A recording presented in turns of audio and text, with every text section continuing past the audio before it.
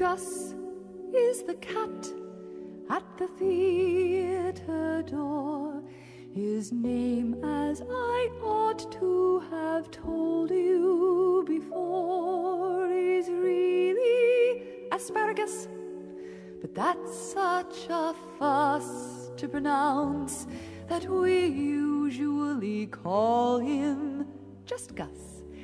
His coat's very shabby, he's thin as a rake, and he suffers from palsy that makes his paw shake. Yet he was in his youth quite the smartest of cats, but no longer a terror to mice or to rats. For he isn't the cat that he was in his prime, though his name was quite famous, he says, in his time. And whenever he joins his friends at their club, which takes place at the back of the neighboring pub, he loves to regale them, if someone else pays, with anecdotes drawn from his palmiest days. For he once was a star of the highest degree.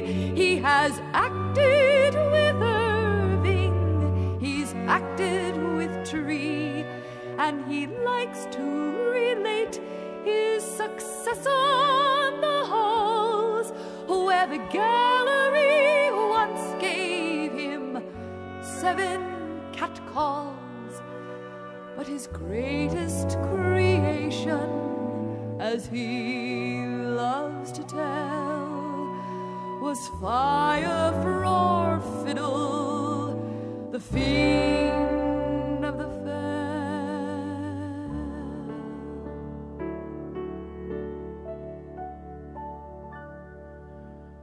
I have played in my time every possible part, and I used to know 70 speeches by heart.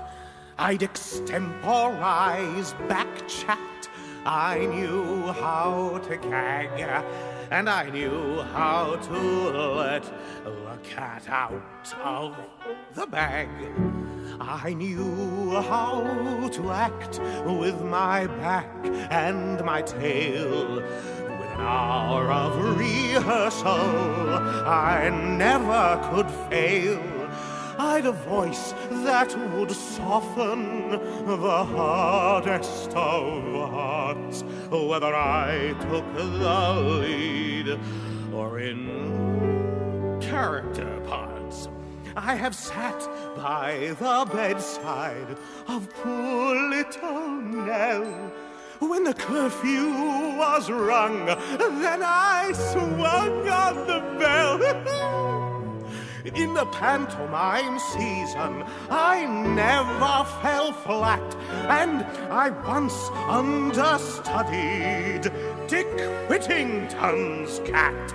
But my grandest creation, as history will tell, was Fire for Fiddle, the fiend of the fell.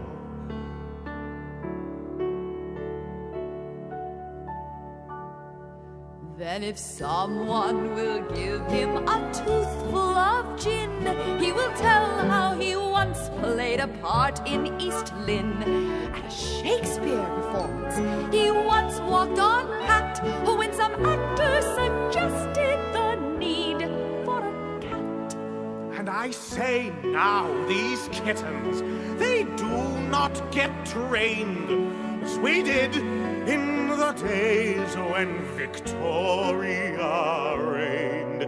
They never get drilled in a regular troop, and they think they are smart just to jump through a hoop. And he says as he scratches himself with his claws, Well, the theater is certainly not what it was. These modern productions are all very well, but there's nothing to equal, from what I hear tell, that moment of mystery when I made history as fire for a fiddle, the fiend of the fell.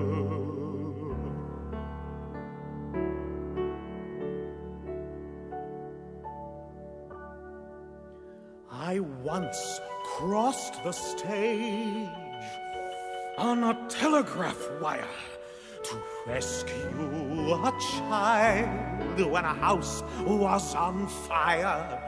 And I think that I still can, much better than most, produce blood-curdling noises to bring on the ghost.